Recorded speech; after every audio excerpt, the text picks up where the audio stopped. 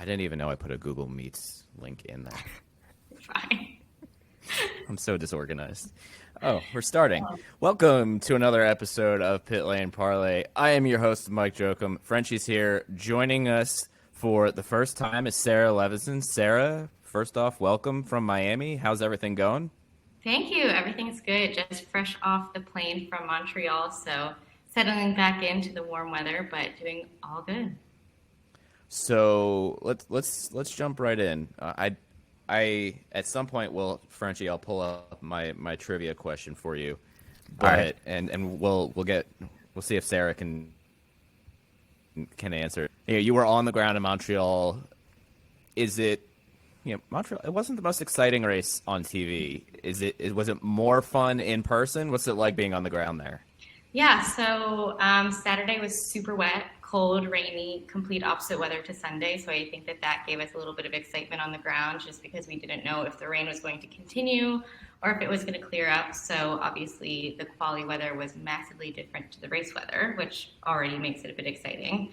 But also just happened where I sat. I was at Grandstand 31, so I was actually at the corner where both Mick and Checo DNF'd. So I got to watch both of those live, which was just ended up being super lucky that that's where I was seated.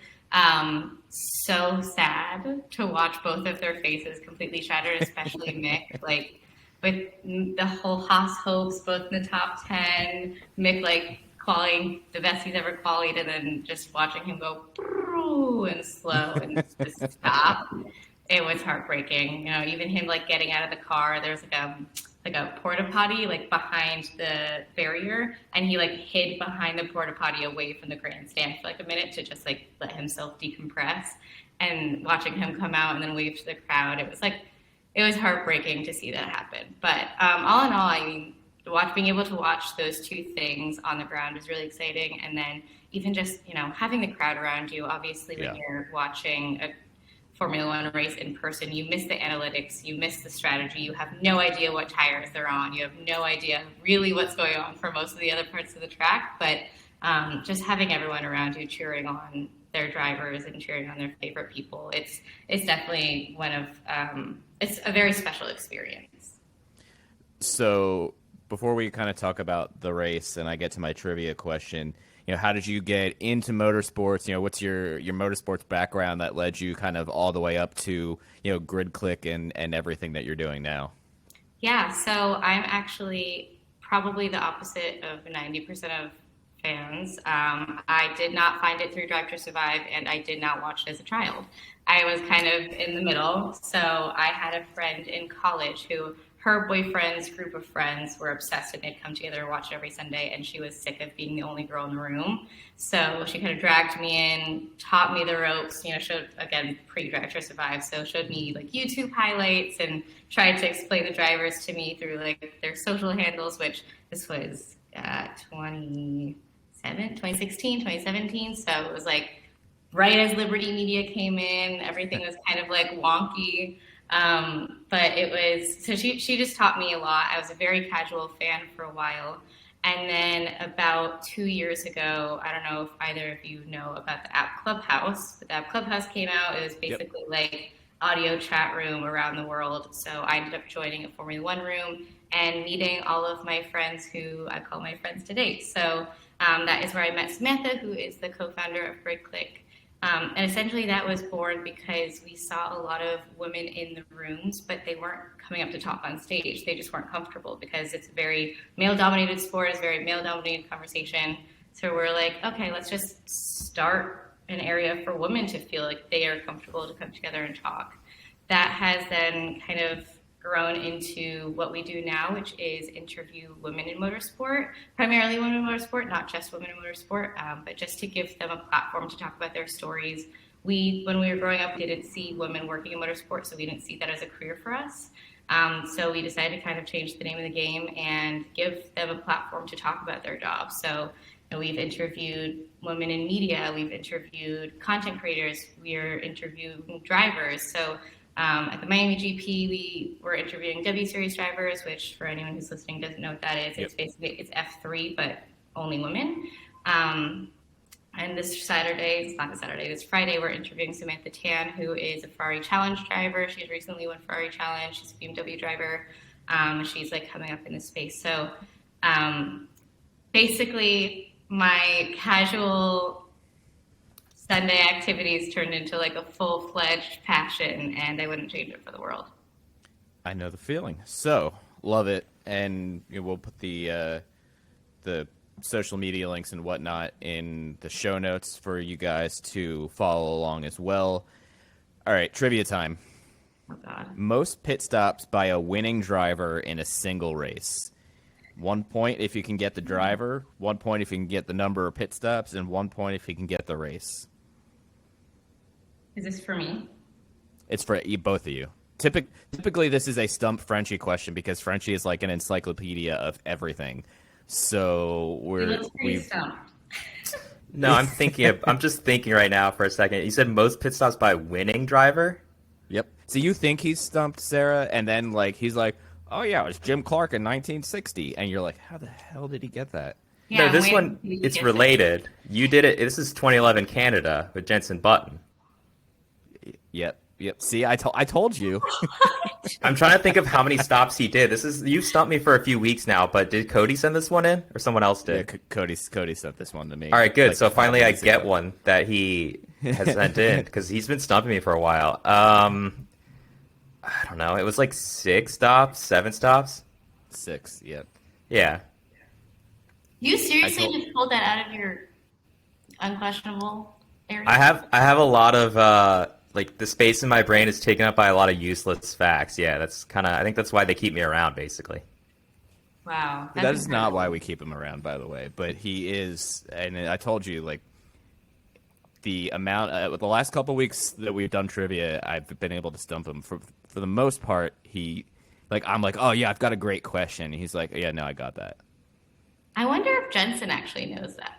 Because I was talking to him in the paddock this weekend, and he seems like very subdued about his career. He like doesn't really talk about it a lot. So I wonder. I would have loved to have this information about 4 days ago. So when I go up to him, I can say, "Did you know that Will you be in Austin?" I don't know yet. Okay. Well, if you are, we'll supply you with trivia if we can't make it. I'm trying to actually go to this one since I skipped Montreal. But let's talk Montreal. Yeah. Frenchy, we'll start with you on this one since it's your home Grand Prix in a totally fictitious way. Okay, I was gonna say I've never even been to Montreal. I've been to Toronto and Vancouver, but not Montreal. Yeah. Okay. I walked on the track when I was there, but I was there in July for my brother's bachelor party, like a month after the race. 4 years ago. So, what'd you think of the race and the weekend as a whole? I'm just glad for Canadians that it's back finally. I mean, that was nice, and I don't know why, but it has a draw to me that Austin doesn't have. Like, I want to go to the Canadian Grand Prix more than I have a desire to go to at least Austin. I think Vegas is definitely like calling for the future because I've never even been to Vegas, but I thought it was a pretty good race. I mean, Canada usually tends to be better. We've seen some really good races there when it rains, so I was hoping that the weather was going to stay that way on Sunday. It didn't, and it was a decent race. I was hoping that battle would get a little bit closer with Max and Carlos at the end, but, Red Bulls are hard to pass, and they've obviously done a good job getting rid of porpoising, so kudos to them for basically having it kind of up there on the rest of the field. So, Sarah, any weekend thoughts that we didn't talk about a couple minutes ago? I don't think so. I mean, I completely agree with Frenchy's sentiment that watching that battle at the end was really a nail biter. Everyone everyone besides the one Max fan in front of me wanted Carlos to pass. Like, even my best friend who I was with, her name's Lydia Harper. She's a photographer in the F1 space. She's a huge Max fan, and she was even like, okay, I kind of want Carlos to pass him just for the fun of it, just like see something happen, see something different. So that was definitely a little bit frustrating at the end because I think that would have been good. But I mean, just again, it's so hard to really learn the strategy when you're at the GP, and there's not a lot of service, so you can't have the F1 app up on your phone. So I was just getting texts from my friends being like, why is Carlos on hards? And I'm like, why the fuck is Carlos? So I don't know if I can swear, but I was like, why the fuck is Carlos on hards? And like just not understanding like where the strategy is coming from, how many times they've pit, even like what lap you're on, you don't even really know. So I think I definitely need to like rewatch it to see like why Ferrari are making the decisions that they are. Because That's a constant question. I don't know if rewatching it will answer it for me. Can you ever really answer that question? Been there. Yeah. So, I understand the at the track difficulties, traveling around for most of the IndyCar races. I end up having to rewatch at least like the 15-minute like highlight packages. Mm-hmm. But I also am aided by the fact no matter what race I'm at, my dad will text me everything that's going on, even if I have it right in front of me. I know he's gonna really call me out on this one when he listens, but he will tell me, Pato has 52 seconds to push to pass less, and I'm literally standing in front of a board that says how much push, lap times, push to pass, and everything. But and I used to be like, I can see that. Now I'm just like, yep. Oh wow, crazy, because it's just easier that way. I am in so much trouble. I'm never going to be allowed to move back to Pennsylvania if I want to after he listens to this. But I guess kind of let's go to the disappointment of the weekend. Kind of in a whole is McLaren. They qualified pretty well and then had like the worst race ever on Sunday. Some bad strategy, a bad pit stop, maybe not timing the double stack right. So we'll start with Sarah on this one because she rolled her eyes immensely for those who are only listening to this. What are you are you a McLaren fan or supporter? And B, actually I think I know that question from Instagram, but B, what did you make of their at least their Sunday after what was a pretty good Saturday? I think I rolled my eyes because you said something along the lines of with McLaren's poor performance this weekend. And the only thing that I said in my head was, you mean this season? Fair. There was no difference to me this weekend than they have been all season. And honestly, I don't even really consider them in my thoughts much anymore. Like, I am a McLaren fan. I'm still tier 1 McLaren fan. I mean, I want everyone to do well, but McLaren has been historically my team, but I think they've just been a wash this season, just like Mercedes has been a wash this season. You just kind of have to chalk it up to like, I don't expect much from them anymore, to put it plainly. So I know it's a little harsh, but not surprised. Tough love. Yeah, that's fair. So with McLaren at 65 points right now in fourth, Alpine is 57 and Alfa Romeo has 51. We can pretty much consider those three the middle tier at this point because AlphaTauri is 27. They're not catching up. So out of those three, McLaren, Alpine, Alfa Romeo, question for both of you guys. I think I know my answer. Who is the best of the rest after Mercedes? I mean, I still think it's McLaren. I think Bottas has been doing really well for Alpha, but Guan Yu just isn't there yet, which is fine. He's a rookie, got to give him time. But I think not having a good second racer in the car next to Bottas has hurt Alpha. Lando obviously is carrying the team for McLaren, which, again, not really surprised based on Daniel's performance the last few years, especially at McLaren. Alpine, I mean, Alonso, obviously P2 in quali, which is amazing, and that was awesome to see. And then Ocon, again, I have nothing against Ocon. I just honestly don't think about him that often. So Does anyone? I don't know. Yeah. I mean, he does pretty well, but he's a perfectly nice dude. I don't know. I just don't really pay attention to him that much, which is probably cool, but fine. So I think McLaren's still probably the best of the rest for me, at least. She must have listened to some of our episodes dumping on Ocon over the last couple of years to come in with that one because we completely agree on Esteban Ocon. See, I will never fully dump on anyone. That's not my prerogative. I try to be as diplomatic as possible. There are just some people that I forget sometimes. Well, actually, no, that's a lie. I did dump on you pretty harshly the other day, but that's a different story. All right, we'll get there. I'll allow Frenchy to answer first. I'm going to vote Alpine. I think they're going to be the ones to be the best of the rest if Alonso stops getting penalties, because he just keeps doing kind of jackass moves that ruin a solid points position at the end of the race by just doing blatant stuff that I think he's almost goading the stewards to be like, look at me, look, I can get away with this. He just is playing games or something. And we know he loves to play games because he's so into the mental side of it. But yeah, once he stops doing that, I think they have been the most consistent, at least. Whereas, I mean, I guess Lando's been pretty consistent, but it just seems more hit or miss with their car setup at McLaren than with Alpine. Right. So, speaking of Alpine, who was it that said this? Let me switch screens here. It was somebody who's not on Alpine. So a non-Alpine driver, my laptop is not allowing me to switch screens here, said that when Ocon came on the radio and said Magnussen should get a black and orange flag for his front wing damage, that the race control is too easily influenced because within not this again. It was Sarah, I know you were there. It was within 5 minutes of Ocon saying that all of a sudden Magnussen was being called into pit lane for a wing change. So do we think the new race director is still too easily influenced by radio messages? Are we starting this again in 2022?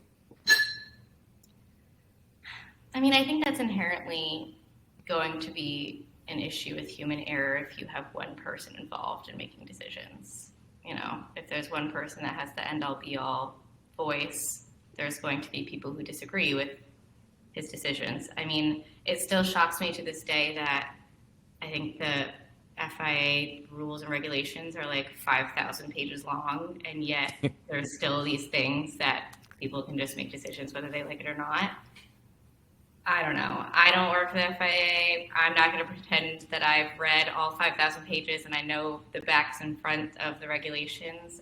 But I think the sport is for entertainment, and there's going to be people who agree or disagree no matter what. Frenchie? I think that the pressure from the teams is just constant, and I mean we're not hearing the full brunt of it that I guess we were last season. So to me, I think if you just hear something enough, then most people are biased to think that it's correct, unfortunately, especially if everyone keeps hounding on it. If all the the majority seems to believe something like, oh, he deserves a black and orange flag, and then we just hear one snippet of it that it's Ocon's radio on TV. I mean, all the people behind Magnussen, I'm sure, want him pulled in to fix that wing so they can get him out of the way and take that spot and just continue to move up the order. So I think it's just something of everybody piles onto the race director, and when somebody piles onto you, I mean, that pressure is hard, really hard to resist, and you have to be a pretty unique type of person, like almost a Bernie Ecclestone type character, to just ignore what everyone says and do whatever you want to do.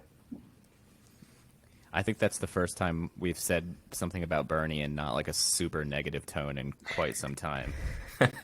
Yeah, we are a little more biased than I think you said you are, Sarah. We tend to show our biases about it's a very select few group of people, but we tend to rag on them repeatedly. So we probably don't have many Lance Stroll fans listening to this pod anymore. You know what? I'm not going to go on too long about this, but I think Lance Stroll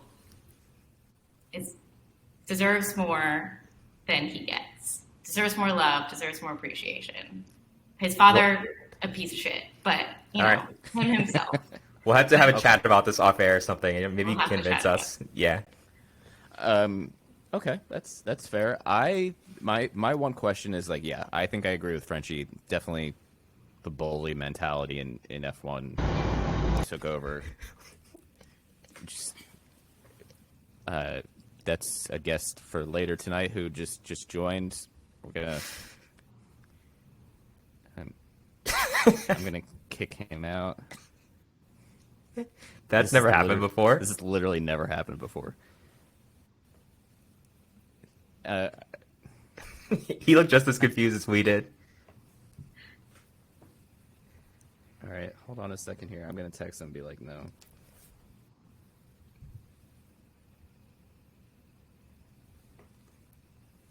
All right, so the bully mentality is definitely real in F1. It's kind of frustrating, but at the same time, looking at Magnussen's wing on the replay didn't. I mean, it was definitely damaged, but I don't think it was going to be a major issue. I think if it hit another car, it was probably just going to fall off. Then you throw a local yellow to remove it. But I just don't think it was that big of a deal that he needed to come in right now. I think he could have easily waited for his pit stop, and the pit stops were about 10, 13 laps after that. So I don't think it was necessarily imperative to do.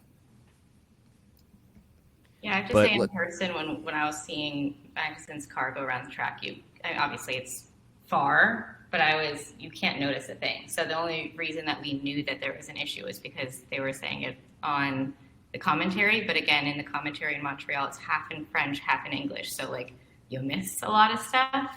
So we heard that there was an issue with his front wing, but we didn't hear that it was serious enough. And so when suddenly he was pulled in, everyone was kind of confused. But again, that's just stuff that you miss being there live. Sure. Fair enough. All right. So before we discuss any sort of news and whatnot, I know there's not a ton of news to get to. You mentioned you had an epic Yuki rant that you had gone on a couple days ago, and we're gonna put you on the spot. If you want, if you can decline, but I try to be as diplomatic as possible because part of my career and my work is based in F1, so I don't want to get on anyone's bad side or ruffle any feathers. But what I will say is that for someone who is so incredibly young and coming into the sport and not performing, that's normal and that's fine.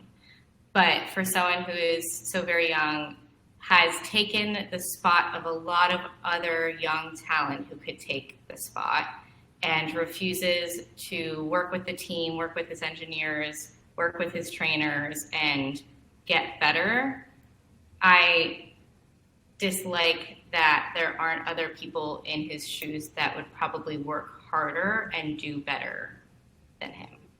And I'll leave it at that. That's fair. And that I don't like him very much. But that's fine. Okay. All right.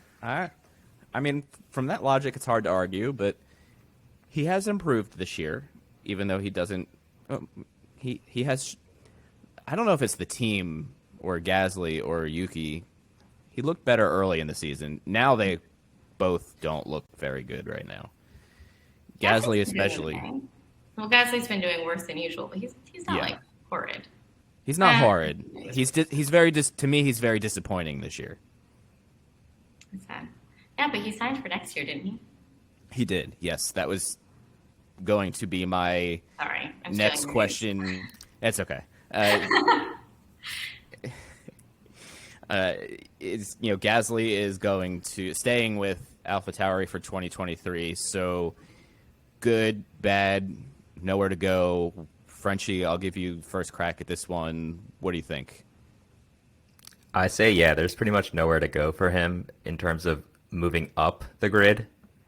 So you kind of got to stick with what you know, because at least then he knows that the team is working to get better, right? And if he moves to kind of maybe a team that's equal on the grid right now, we could see just a massive swing in their performance moving forward. So I think this is a good move from him. And he doesn't lose stock, I don't think, by being at AlphaTauri and performing kind of in the points. So he still, I think, has a chance to get to a top ride, maybe. But is he? I don't know. It feels weird to say he's too old because he's like, what is he? He's like 3 years younger than me. Yeah, he's like 24, isn't he? Yeah, 26. Oh, he's old. Okay. Yeah, so that makes me even older. But yeah, that makes me ancient. So it's weird. I don't know if he's too old to get a ride now, because Max is what, 24?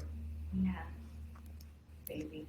It's really odd, but I think he'll probably stick around in F1 for a few more years, maybe sign another contract with another team after the next time around with AlphaTauri, and then maybe he'll go to sports cars, maybe he'll go to IndyCar and win championships in either one of those, because he's good enough, but he just hasn't had the chance to show himself in the right equipment. Sarah? Interesting. I think it was the right decision. I wouldn't have wanted to see him go anywhere else besides RB, but he's obviously not going to RB anytime soon because Checo is just killing it in his position. I thought you said Arby's, like the fast food, for a second. I was like, what? No, sorry. Red Bull. No, it took me a second to like realize what you were talking about. I was like, oh yeah, he's not going to work at Arby's. Like he's the new general manager at Arby's. That would be shocking. That would be a true shock. That would be culture shock for a Frenchman to go work at an American roast beef fast food restaurant.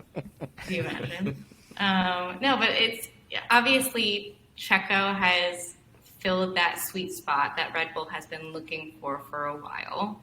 They haven't been able to find that second driver that they're happy with that performs as well as Max, alongside Max. So now that they have that, they're not going to let that go, to my knowledge. But in that, just to go against your point, Frenchie, Checo is signed with Red Bull at what age? So True. Gasly has a lot of time to move up in the ranks. Even though 26 is quote unquote relatively old compared to the young bucks of the sport, it's still not old in the sport in general. You're seeing Alonso racing in his 40s. You're seeing Ricciardo and Lewis racing in their mid-30s. So I'm honestly excited to see Gasly's future. Do I think he's going to be a world champion when he's also compared with Lando and Charles? Maybe not, but all he has is time. I think the worst thing I don't want to see is another Albon situation where he's kind of left out of the pack for a second. So I think it was the right move. I think he's been doing pretty well in the season so far, considering he's in an AlphaTauri car. He's been working that car pretty well. So I think it's good. And I'm glad to continue to see him. I don't want him to go anywhere. Fair. I will say that, yes, he's clearly wasn't going to be going to Red Bull. There's really nowhere else for him to go in general. Yeah. You don't want him to go to...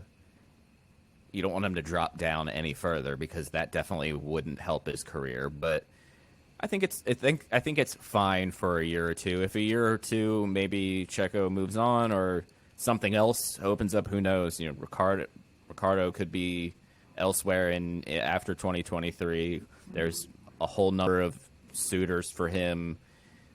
Lewis could be somewhere else in a couple years. Vettel could be somewhere else in a couple years. We're kind of like right on the... I know, it's very sad. We're right on the border of like some old guys like Vettel, and I'm saying that sort of sarcastically because Vettel is literally a month younger than me or a month older than me. Move out of the sport, and then somebody like Gasly who's got years of experience in a decent AlphaTauri car and a little bit of Red Bull experience. Mm-hmm. He's probably already got thick skin from having to deal with Helmut Marko and Jos Verstappen around the paddock, so he can deal with maybe a Lawrence Stroll in the future or something along those lines. So I think it'll work out for him. I think like in the moment when the announcement first came out, I was like, I wish he was going up the grid somewhere. And then you kind of think about it and you're like, oh yeah, there's really nowhere for him to go. So I get it. Gasly fans, Frenchy and I, so I always want him to, when he pulled out that first win, it was probably my favorite F1 race of that year. But yeah, I think that's everyone's favorite F1 race of that year. That was that race was so incredible. That one was so amazing. Yeah, that was wonderful. Frenchy, what other news do we have? Do we have anything else? The only other thing, I guess we can briefly touch on the big controversy just slightly, and then we'll get to my one other piece of news. So Yuri Vips made a big I would say much bigger than an oopsie. He said something really offensive on a Twitch stream and was almost instantly suspended, right? Was the way they phrased it. Suspended by Red Bull because he's a Red Bull junior driver. I guess we'll see what happens with that, but it's certainly not a good look. And I don't know, if you're going to make it to F1, you really have to represent yourself to sponsors and to the teams who are kind of watching your behavior, and you can't do stuff like this. I mean, whether it's in private or not, I mean, if that's something that just happens to slip out of your mouth on a stream, it's probably something you say with regularity. So definitely not something I would imagine any of us approve of, or pretty much anyone in the world approves of. Yeah, not good. We'll leave that one at that, because I'm sure there are other people who are going to say a lot, but it's not approved, not good, bad move. Thank you to Liam Lawson for kind of being like, dude, which probably he should have spoken up even a little bit more than that, but I guess in the moment, kind of like Connor Daly a couple of years ago when the whole Kyle Larson thing happened, and he was like, "Oh boy," like that's the Liam Lawson vibe I got yesterday. Because there were people who were like, "Oh, Liam should be suspended too." I'm like, you know what? I'm just gonna stay out of this. I'm gonna stay out of that one. And Yuri Vips, I hope you have learned a valuable lesson, and I guess we'll see what happens from that. Yeah. So on a more positive note, we've good. got some silly season news. Not really news, but Otmar Safnauer has said that Piastri will likely be on the grid somewhere in 2023, while Jos Capito of Williams had said that he's on the list for drivers under consideration. And Oscar's about to make his F1 debut with Alpine at the FP1 for the French Grand Prix. So where does he land? We were just talking about seats opening up. I mean, he's an Alpine junior driver. I mean, he's really talked about in terms of being one of the next greats, I would say, like I don't know, like a George Russell or a Lando or a Charles. So he's got to end up somewhere, but where will that be? I mean, obviously the rumors are Williams to replace Latifi. That wouldn't surprise me in the slightest. I also don't know how long Alonso wants to stick around. I mean, he's performing, he's doing okay, he's doing well, but he's getting old. So, yeah, I mean, it has to be one of those two. Obviously, all signs, all rumors point to Williams, but only time will tell, because silly season has brought up more interesting rumors before. Yeah, I would assume it's going to be like a George Russell Williams for a year or two until Alonso retires, whenever that may be, and that's certainly fine. The Williams car is not great, but it's better than it has been, especially the last couple of years. I think it's certainly on the right path, and they're putting in investments to make that car half decent. So I'm definitely not going to dog on Williams in any capacity. So, and I think him and Albon would be a really cool young duo as teammates. So I'd actually be really excited to see Williams. And I think other than that, unless Haas does something with Mick Schumacher, which I hope they don't, I don't really see him.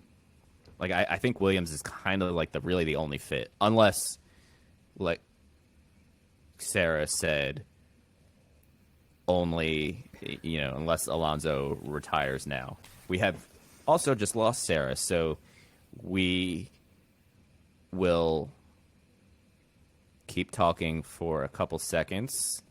And, yeah, I think Alonso will definitly retire soon. Welcome back. All right. And yeah, it's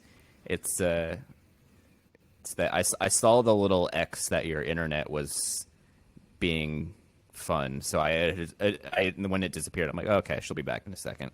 So yeah, I think that would be a good spot for him. He seems like a really good kid. He's got a really good track record. So yeah, but I actually, when I was talking last week with Matt from Missed Apex podcast, this is going to be our last topic of the day. he brought up an interesting kind of thought, Frenchie. I don't know if you got to go back and listen about Mick Schumacher. So, the story behind Mick has always been year one at a level, he tends to struggle, maybe not do so great. Year two is when he turns it on. Obviously, last year's Haas car was pretty much a Flintstones mobile. It really just was probably one of the worst cars of all time. This year, it's better.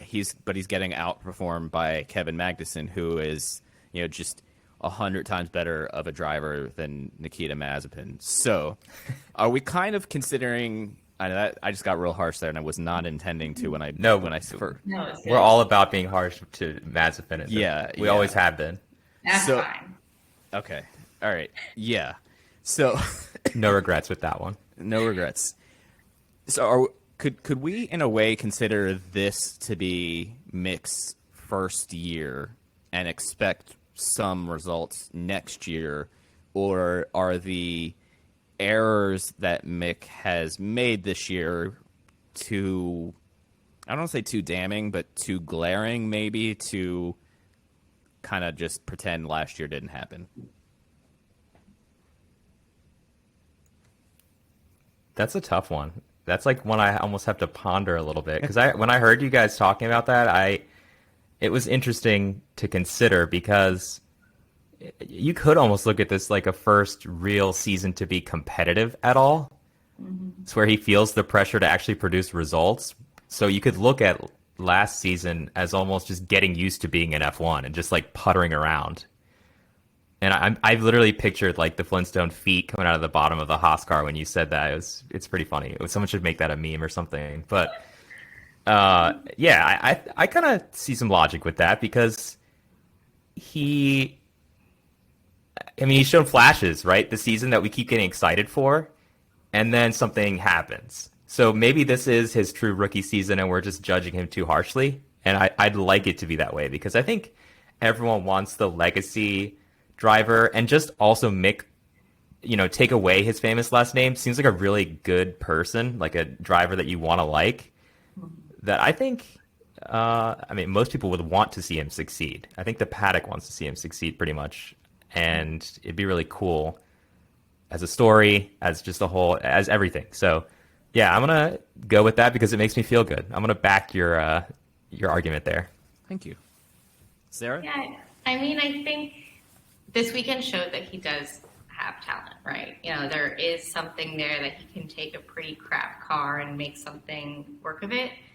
My thing with Mick is, obviously, as Frenchy said, everyone wants him to succeed, everyone wants him to do well, but it's like so many eyes and so much spotlight on him to do well, that there's so much pressure for him to do well, that when he doesn't perform as good as people want him to, people are disappointed and they think that he's not good, or he's not going to be able to perform. But in reality, like, if this is truly what we're calling his quote-unquote rookie year, and he's in a crap car as well, there's not much better he could be doing, like, realistically, right? He's not going to be a world champion today in a Haas car in his second year in F1.